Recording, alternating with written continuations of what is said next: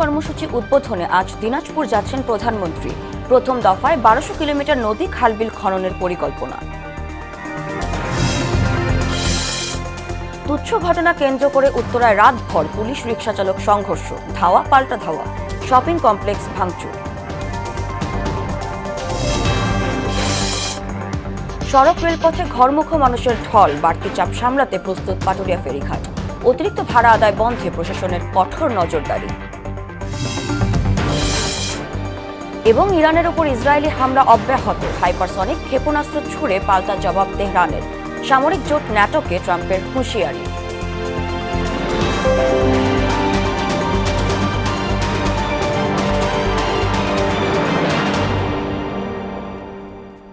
আসসালামু আলাইকুম, স্বাগত মোহনা সংবাদে। এতক্ষণ শুনছিলেন শিরোনাম, পুরো সংবাদের সঙ্গে আছি সাদিয়া জাহান মিম। আজ দেশের 54 জেলায় খাল খনন কর্মসূচির উদ্বোধন করবেন প্রধানমন্ত্রী তারেক রহমান। দিনাজপুরের কাহারোল উপজেলায় সাহাপাড়া খাল খননের মধ্য দিয়ে এই কর্মসূচি শুরু হবে। প্রথম দফায় 6 মাসে 1200 কিলোমিটার ও পর্যায়ক্রমে 5 বছরে 20,000 কিলোমিটার নদী নালা ও খালবিল খননের পরিকল্পনা নেওয়া হয়েছে। সফরসূচি অনুযায়ী আজ সকাল 10:15টায় সৈয়দপুর বিমানবন্দর থেকে দিনাজপুরের কাহারোল উপজেলার বলরামপুরের উদ্দেশ্যে যাত্রা করবেন প্রধানমন্ত্রী। বেলা 11:30টায় সেখানে সাহাপাড়া খাল খননের মধ্য দিয়ে একযোগে দেশের বাকি 53টি স্থানে খাল খনন কর্মসূচির উদ্বোধন করা হবে। ইতোমধ্যেই কাহারোলে সার্বিক প্রস্তুতি শেষ করা হয়েছে বলে জানিয়েছেন সংশ্লিষ্ট মন্ত্রীরা। এ বিষয়ে আরও জানাতে দিনাজপুর থেকে যুক্ত হচ্ছেন সহকর্মী হুমায়ুন কবির। হুমায়ুন, প্রধানমন্ত্রী দিনাজপুর আগমন এবং কর্মসূচির উদ্বোধন ঘিরে সবশেষ পরিস্থিতি জানাবেন।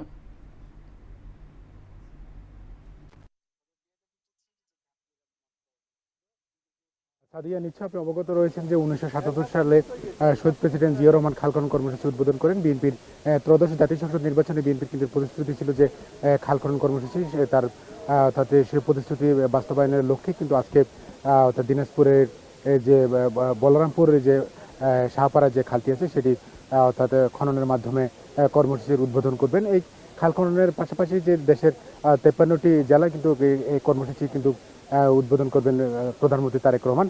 আমরা যতটুকু জেনেছি যে অর্থাৎ 10টার দিকে শহীদপুর বিমানবন্দর থেকে অর্থাৎ এই শাহপাড়া খালের কর্মসূচিতে উনি অংশগ্রহণ করবেন। পরবর্তীতে সুধী সমাবেশে উনি বক্তব্য রাখবেন। এখানে আপনাকে যদি দেখাতে চাই যে এখানে অর্থাৎ এই কর্মসূচিকে ঘিরে কিন্তু এখানে যে জনসমাবেশ যে স্থলটি রয়েছে সেখানে অর্থাৎ পুলিশের যে ব্যাপক উপস্থিতি এবং কি অন্যান্য যে বাহিনী আছে সেগুলো কিন্তু উপস্থিতি আমরা লক্ষ্য করছি। এখানে যে অর্থাৎ বলরামপুরে যে সাপাড়ার যে দীর্ঘ 12 কিলোমিটার যে খালটি রয়েছে সেই খাল খননের মাধ্যমে সেচ ব্যবস্থার উন্নয়ন করার পাশাপাশি কৃষিতে উৎপাদন বাড়ানো হবে। এই এলাকায় প্রায় 3 লাখেরও বেশি লোক কিন্তু উপকৃত হবে বলে এখানে অর্থাৎ জানানো হয়েছে। আমরা যতটুকু জেনেছি যে অর্থাৎ এই খাল খননের পরবর্তীতে যে সেচ ব্যবস্থার উন্নয়ন এবং কি মাছ চাষ, হাঁস পালন সহ খাল নির্ভর যে অর্থনীতি যে শক্তিশালী করার যে উদ্যোগ, সেই উদ্যোগটি কিন্তু নেওয়া হয়েছে। এখানে অর্থাৎ খাল খননের মাধ্যমে যে সেচ ব্যবস্থার উন্নয়ন এবং কি পাশাপাশি যে অর্থাৎ বন্যার নিয়ন্ত্রণের অর্থাৎ যে ব্যবস্থা নেওয়া হয়েছে সেটি বলবৎ থাকবে।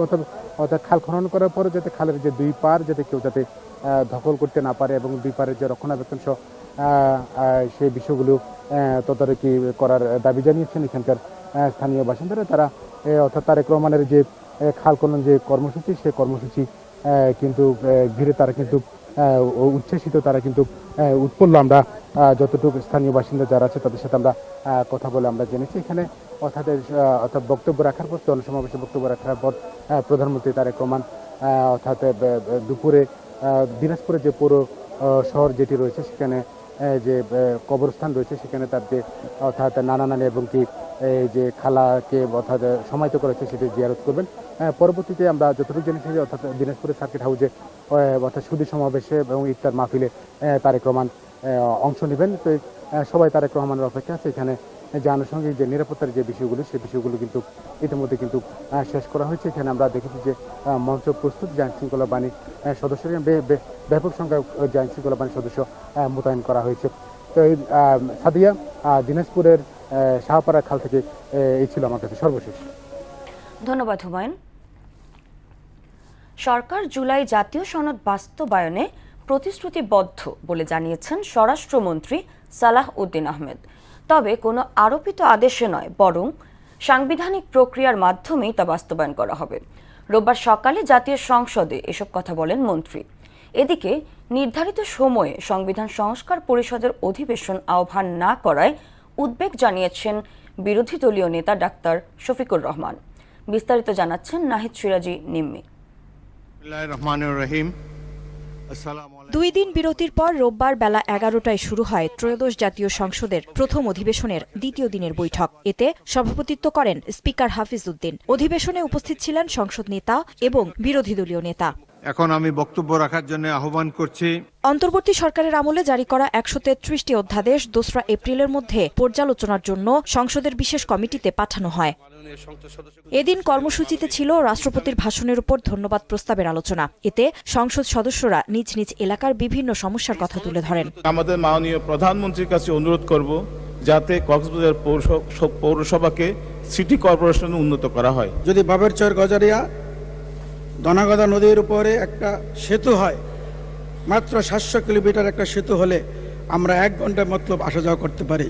অধিবেশনে লটারির মাধ্যমে ভর্তি প্রক্রিয়া ইস্যুতে শিক্ষামন্ত্রীকে প্রশ্ন করেন কুমিল্লা 4 আসনের সংসদ সদস্য হাসনাত আব্দুল্লাহ। মাননীয় মন্ত্রী মহোদয়ের কাছে আমার প্রশ্ন থাকবে, এই যে প্রাইমারি স্কুলে বাচ্চাদেরকে ভর্তি করানোর ক্ষেত্রে আমরা কি ভর্তি প্রক্রিয়াটা আমরা পরিবর্তন করব কিনা? ভর্তিতে লটারি ইস্যুতে 2027 সালে সিদ্ধান্ত আসবে জানিয়ে শিক্ষামন্ত্রী বলেন 9000 ধর্মীয় শিক্ষক নিয়োগের কথা বিবেচনা করা হয়েছে। শিক্ষা ব্যবস্থা ভর্তি সিস্টেম কিভাবে করা হবে সেটা আনুষ্ঠানিকভাবে আমরা স্টেক হোল্ডারদের সাথে অর্থাৎ অভিভাবকদের সাথে বিভিন্ন রকম সেমিনার সিম্পোজিয়াম করে মাননীয় সংসদ সদস্য সকলের অভিমত নিয়ে একটি জনমত সৃষ্টি করে আমরা আগামী 2027 জানুয়ারি ভর্তির বিষয়ে চিন্তা করব। প্রশ্নোত্তর পর্বে নিজের সুযোগের বাইরে কথা বলতে চাইলে বিরোধী দলীয় নেতা ডাক্তার শফিকুর রহমানকে থামিয়ে দেন স্পিকার। এখন দিনের কর্মসূচি অনুসারে যেটি আগে নির্ধারিত আছে আমরা কন্টিনিউ করি। এই ফ্লোরটা না, প্লিজ লিসেন টু মি। এই ফ্লোরটা আজকের দিনের মধ্যে যদি দেন আমি এখন কথা বলতে চাই না। এদিকে জুলাই সনদ নিয়ে শফিকুর রহমানের বক্তব্যের প্রেক্ষিতে স্বরাষ্ট্রমন্ত্রী বলেন জুলাই সনদ অক্ষরে অক্ষরে পালন করা হবে, তবে সেটা আইন বিধিবিধান ও সংবিধানের মধ্যে থেকেই। জনরায়কে সম্মান দিতে হবে, কিন্তু সেটা সাংবিধানিকভাবে দিতে হবে, আইনগতভাবে দিতে হবে। এখানে ইমোশনের কোনো জায়গা নাই। রাষ্ট্র ইমোশন দিয়ে চলে না, রাষ্ট্র চলে সংবিধান দিয়ে, আইন দিয়ে, কানুন দিয়ে। ঈদের আগে রোববারই ছিল সংসদের শেষ কার্যদিবস। চলমান অধিবেশনের পরবর্তী কার্যক্রম বসবে 29 মার্চ, চলবে 30 এপ্রিল পর্যন্ত। আপনাদের সবাইকে অগ্রিম ঈদ মোবারক জানাচ্ছি। নাহিদ সিরাজি নিম্মি, মোহনা সংবাদ, ঢাকা। রাজধানীর উত্তরায় এক রিকশা চালককে পেটানোর অভিযোগে শপিং কমপ্লেক্স ঘেরাও করে রিকশা ও অটোরিকশা চালকরা। এ সময় ভবনের সামনের সড়ক অবরোধ করে হট্টগোল করে তারা। পুলিশ পরিস্থিতি নিয়ন্ত্রণ করতে গেলে বিক্ষুব্ধরা পুলিশের ওপর ইট পাটকেল নিক্ষেপ করে। এ সময় পুলিশ কয়েকটি সাউন্ড গ্রেনেড নিক্ষেপ করে। আজ দিবাগত রাত 12:30 থেকে শুরু হওয়া ধাওয়া পাল্টা ধাওয়া চলে ভোর 4টা পর্যন্ত। উত্তরা 13 নম্বর সেক্টরের উত্তরা স্কয়ার নামের একটি বাণিজ্যিক ভবনের সামনে এ ঘটনা ঘটে। পুলিশ ও স্থানীয় সূত্রে জানা যায়, রাতে ভবনের নিরাপত্তা প্রহরীর সঙ্গে এক রিকশা চালকের বাকবিতণ্ডা ও পরে মারামারিতে রূপ নেয়।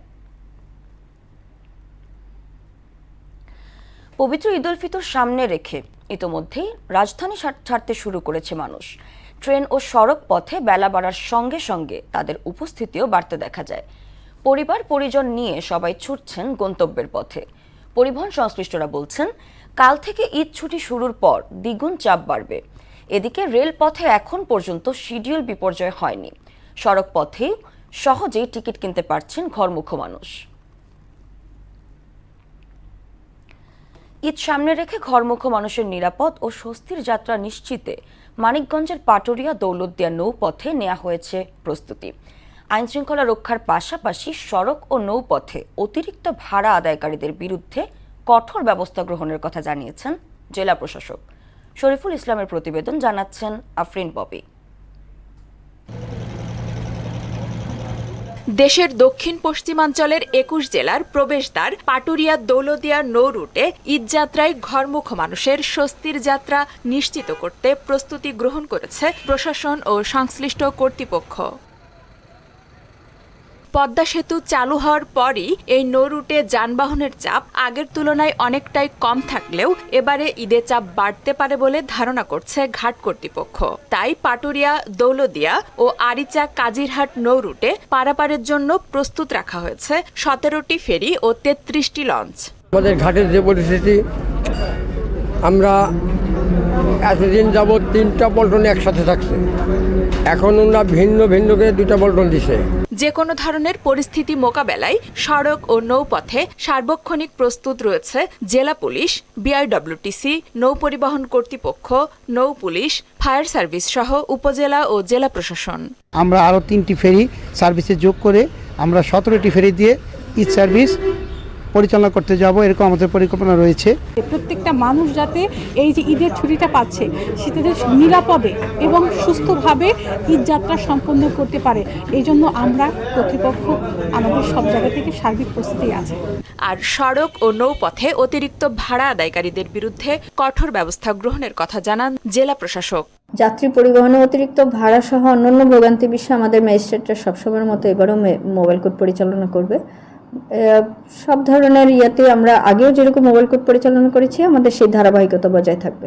কোনো ধরনের ঝামেলা ও ভোগান্তি ছাড়াই ঘরে ফেরার আশায় দক্ষিণ পশ্চিমাঞ্চলের লাখো মানুষ। আফরিন পপি, মোহনা সংবাদ। ঈদযাত্রায় পাটুরিয়া ঘাটের পরিস্থিতি জানাতে আমাদের সঙ্গে যুক্ত হচ্ছেন সহকর্মী শরীফুল ইসলাম। শরীফুল, ঘাটের পরিস্থিতি কেমন দেখছেন জানাবেন।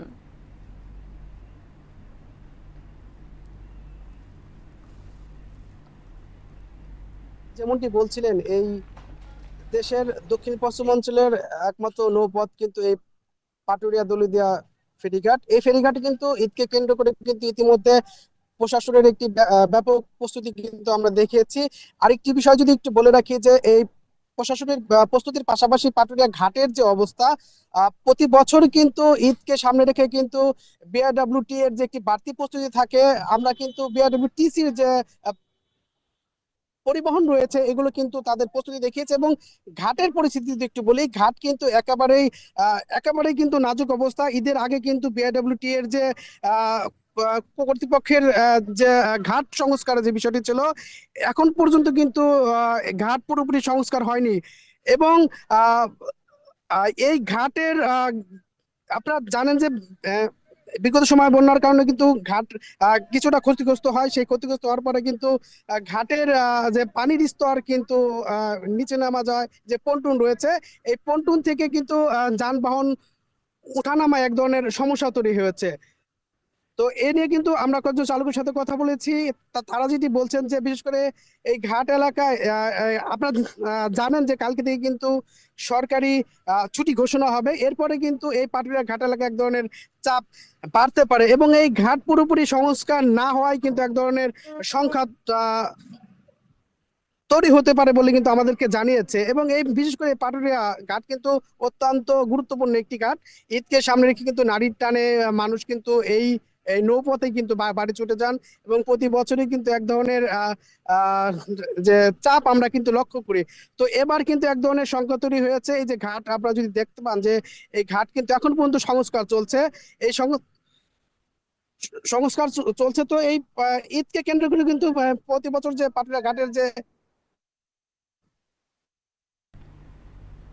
যান চলাচল স্বাভাবিক রয়েছে, তো আগামীকাল কিছুটা চাপ বাড়তে পারে। একটি বিষয় যদি বলে রাখি যে মানিকগঞ্জের জেলা পুলিশ কিন্তু আইন শৃঙ্খলা রক্ষায় কিন্তু প্রায় 413 জন পুলিশ কিন্তু নিয়োজিত রেখেছে।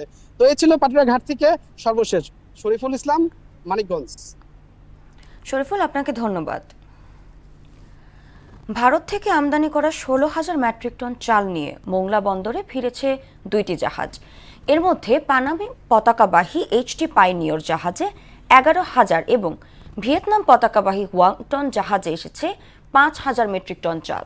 উন্মুক্ত আন্তর্জাতিক দরপত্রের মাধ্যমে ভারতের কলকাতা বন্দর দিয়ে এই চাল আমদানি করা হয়েছে বলে জানান বিদেশি জাহাজ দুটির স্থানীয় শিপিং এজেন্ট 7CS এর ব্যবস্থাপক আবুল হাশেম শামীম। G2G চুক্তির আওতায় ভারত থেকে মোংলা বন্দরে আমদানি হওয়া চালের এটি নবম চালান।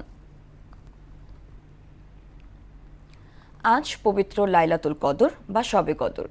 সন্ধ্যা থেকে সারা দেশে যথাযোগ্য ধর্মীয় মর্যাদা ও ভাব গাম্ভীর্যপূর্ণ পরিবেশে পালিত হবে পবিত্র রমজান মাসের মহিমান্বিত এই রজনী। পবিত্র কোরআনের ঘোষণা অনুযায়ী হাজার মাসের চেয়ে উত্তম শবে কদরের রাত। আজ সূর্যাস্তের পর থেকে আগামীকাল ফজরের আগ পর্যন্ত এই রাতের তাৎপর্য বহাল থাকবে। এবার সারা দেশে অনুষ্ঠিত সভা সমাবেশ নিয়ে প্রতিনিধিদের পাঠানো তথ্যে ও চিত্রে desk report. Doctors association of Bangladesh Manikganj জেলা শাখার উদ্যোগে চিকিৎসক সম্মেলন ও ইফতার মাহফিল অনুষ্ঠিত হয়েছে। সিরাজগঞ্জের রায়গঞ্জে ধান চাষে পানি সাশ্রয়ী প্রযুক্তি বিষয়ে কৃষকদের প্রশিক্ষণ কর্মশালা অনুষ্ঠিত হয়েছে। বরিশালের হিজলা উপজেলা বিএনপির উদ্যোগে সরকারি সংহতি পাইলট মাধ্যমিক বিদ্যালয় মাঠে ইফতার মাহফিল অনুষ্ঠিত হয়েছে। সিরাজগঞ্জের রায়গঞ্জের ব্রাহ্মণবাড়িয়ায় জমি নিয়ে বিরোধকে কেন্দ্র করে হামলা ও চাঁদাবাজির অভিযোগে মানববন্ধন করেছে স্থানীয়রা। জয়পুরহাটের পাঁচবিবিতে কওমি মাদ্রাসার এতিম শিক্ষার্থীদের মাঝে সৌদি সরকারের খেজুর বিতরণ করা হয়েছে। গাইবান্ধার পলাশবাড়ির মহদীপুর ইউনিয়নে ভিজিএফের চাল বিতরণে অনিয়মের প্রতিবাদে বিক্ষোভ করেছে এলাকাবাসী। সিরাজগঞ্জের উল্লাপাড়ায় দুর্গানগর ইউনিয়নের প্যানেল চেয়ারম্যান হাফিজুর রহমানের অপসারণের দাবিতে মানববন্ধন কর্মসূচি পালন করেছে স্থানীয়রা। নরসিংদী সদর উপজেলা বিএনপির উদ্যোগে মাধবদী এসপি ইনস্টিটিউশন মাঠে ইফতার মাহফিল অনুষ্ঠিত হয়েছে। ময়মনসিংহের ত্রিশালে পিএফজি ত্রিশাল শাখার আয়োজনে নাগরিকদের করণীয় শীর্ষক মতবিনিময় সভা অনুষ্ঠিত হয়েছে। ফরিদপুরে বিআরটি এর উদ্যোগে সড়ক দুর্ঘটনায় নিহত ও আহত ব্যক্তিদের পরিবারের মাঝে অনুদানের চেক বিতরণ করা হয়েছে। আফরিন পপি, মোহনা সংবাদ। ঈদ ঘিরে নোয়াখালী ও ফরিদপুরে জমে উঠেছে কেনাকাটা। গভীর রাত পর্যন্ত ঈদের পোশাক ও প্রয়োজনীয় সামগ্রী কিনতে ভিড় করছেন ক্রেতারা। তবে দাম নিয়ে আছে পাল্টাপাল্টি অভিযোগ। আর বিপণিবিতান শপিং মলের সার্বিক নিরাপত্তায় পুলিশের পক্ষ থেকে সব ধরনের ব্যবস্থা নেওয়া হয়েছে। মোহাম্মদ সেলিম ও আশিস পোদ্দার বিমানের তথ্যে ডেস্ক রিপোর্ট। ঈদের আর মাত্র কয়েকদিন বাকি, তাই ঈদ ঘিরে জমে উঠেছে নোয়াখালীর বিপণী বিতানগুলো। রমজানের শেষ দিকে এসে বিকেলের পর থেকেই শহরের প্রধান প্রধান মার্কেটগুলোতে বাড়তে থাকে ক্রেতাদের ভিড়। বিভিন্ন মার্কেট ঘুরে দেখা গেছে ছোট বড় সব বিপণী বিতানেই বাহারি ডিজাইনের পোশাকের পসরা সাজানো রয়েছে। থ্রি পিস, শাড়ি, লেহেঙ্গা ও গাউনের নতুন নতুন ডিজাইন দেখতে এবং কিনতে ভিড় করছেন নারী ক্রেতারা। তবে ক্রেতাদের অভিযোগ, পোশাকের দাম এবার কিছুটা বেশি। বাচ্চাদের জন্য নিছি, মায়ের জন্য নিছি, বউয়ের জন্য নিছি, জামা কিনছি আর ওই যে জুতো কিনছি। দোকানের লাভ, ওদের যথেষ্ট পরিমাণে একটা লাভ রেখে ওরা বিক্রি করে। শেষের দিকে এসে বেচা বিক্রি আরো বাড়বে বলে প্রত্যাশা করছেন ব্যবসায়ীরা। কাস্টমারের বাজেট 2000, আমাদের জামাগুলো সব 3000, 3500, 4000। এগুলো পাইছে আমাদের 5500 টাকা। কাস্টমারের ধরেন 1500-2000 টাকা পর্যন্ত মূল্য আমরা বিক্রি করতে পারি না। যতটুকু সম্ভব ততটুকু আমরা রিজনেবল প্রাইসের ভিতরে আমরা কাস্টমারকে ছেড়ে দেওয়ার চেষ্টা করি। এদিকে ঈদ ঘিরে ফরিদপুরে জমে উঠেছে কেনাকাটা। পছন্দের পোশাক কিনতে সব বয়সী ক্রেতারা ছুটছেন বিভিন্ন শপিং মলগুলোতে। তবে দাম বেশি থাকায় অনেকেই প্রিয় পোশাকটি কিনতে হিমশিম খাচ্ছেন।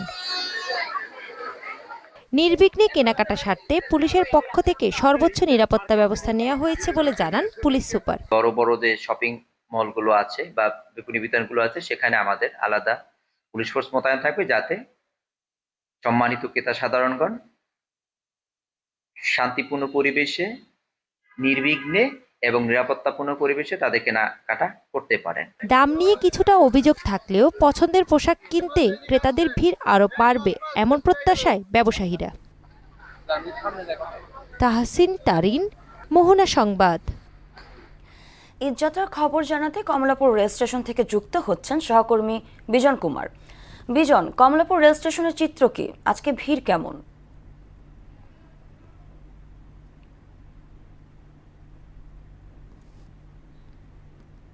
সকালেই এসেছি এই কমলাপুর রেলওয়ে স্টেশনে এবং আজ ঈদ যাত্রার যে রেলের যে যাত্রা সেটির চতুর্থ দিনের মতো চলমান রয়েছে এবং এবং চতুর্থ দিনের যে যাত্রীর সমাগম সেটি আসলে প্রথম দিনের তুলনায় অনেকটা বেশি। এবং আজকের চিত্রটি যদি আপনাকে একটু আমি দেখানোর চেষ্টা করি তাহলে আপনি দেখবেন যে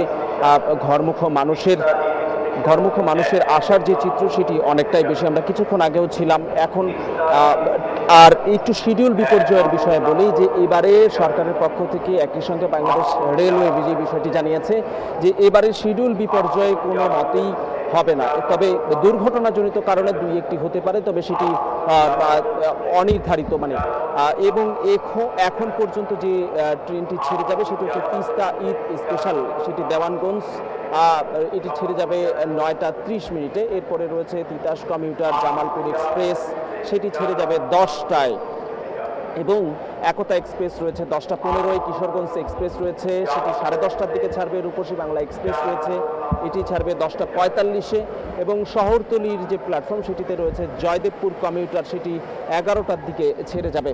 এবং এখন পর্যন্ত এইখানকার যাত্রীদের যে সমাগম সেটি আপনি লক্ষ্য করছেন যে যাত্রীরা তাদের ঘরমুখ মানুষ, তাদের পরিবার পরিজন নিয়ে আসছেন, তারা নিজ নিজ ঘরে যাবেন। এবং একটি বিষয় হচ্ছে যে এবারের টিকিটের যে চাহিদা ছিল শুরুর দিকে সেটি হচ্ছে যে প্রায় 37 লাখ, তবে আপনার হলো যে এখন পর্যন্ত দিয়েছে 36 লাখ আপনার হলো যে বাংলাদেশ রেলওয়ে, এবং ধীরে ধীরে এই যাত্রী সমাগমটা আরো বাড়বে। সাদিয়া, এই ছিল সর্বশেষ পরিস্থিতি। ধন্যবাদ বিজন আপনাকে।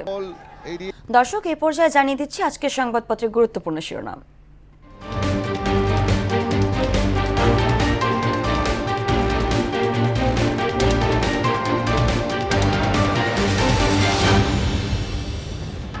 দর্শক, প্রথমে জানিয়ে দেব প্রথম আলো শিরোনাম। সংবিধান সংস্কার পরিষদ নিয়ে সংসদে বিতর্ক, আজ পবিত্র শবে কদর। দৈনিক ইত্তেফাক শিরোনাম করেছে গণভোট জুলাই সনদ আদেশ নয়, সংবিধানের পথে সরকার। পবিত্র লাইলাতুল কদর আজ। সমকাল শিরোনাম করেছে তত্ত্বাবধায়ক সরকার ফেরাতে সংবিধান, সংসদ অথবা আদালত লাগবে। সংবিধান সংস্কার পরিষদের পক্ষে বিপক্ষে বাহাস। বাংলাদেশ প্রতিদিন শিরোনাম করেছে বিরোধের কেন্দ্রে সংস্কার পরিষদ, ধেয়ে আসছে মহাসংকট। যুগান্তর শিরোনাম করেছে জনমনে বাড়ছে সংশয় কৌতূহল, জুলাই সনদের গন্তব্য কত দূর। এবং সর্বশেষ the Daily Star, Iran US snub negotiation to end war, why new US trade weapon a threat to Bangladesh. এই ছিল সংবাদপত্রের গুরুত্বপূর্ণ শিরোনাম। শেষ করব মোহনা সংবাদ, যাবার আগে শিরোনামগুলো আরও একবার।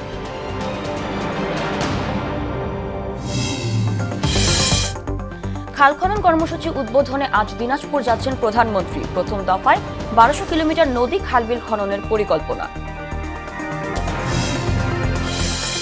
তুচ্ছ ঘটনা কেন্দ্র করে উত্তরায় রাতভর পুলিশ রিকশা চালক সংঘর্ষ, ধাওয়া পাল্টা ধাওয়া, শপিং কমপ্লেক্স ভাঙচুর।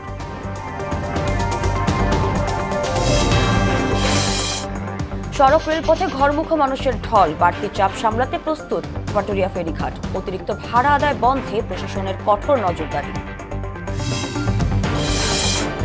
এবং ইরানের ওপর ইসরায়েলি হামলা অব্যাহত, হাইপারসনিক ক্ষেপণাস্ত্র ছুড়ে পাল্টা জবাব তেহরানের। সামরিক জোট ন্যাটোকে ট্রাম্পের হুঁশিয়ারি। এই ছিল মোহনা সংবাদে। পরবর্তী সংবাদ দুপুর 1টায়। এর আগে সকাল 11টায় দেখবেন সংবাদ এক নজরে। মোহনার সবশেষ খবর জানতে ভিজিট করুন www.mohana.tv। সংবাদ দেখতে পারেন ফেসবুক, ইউটিউবেও। এতক্ষণ সঙ্গে থাকার জন্য ধন্যবাদ।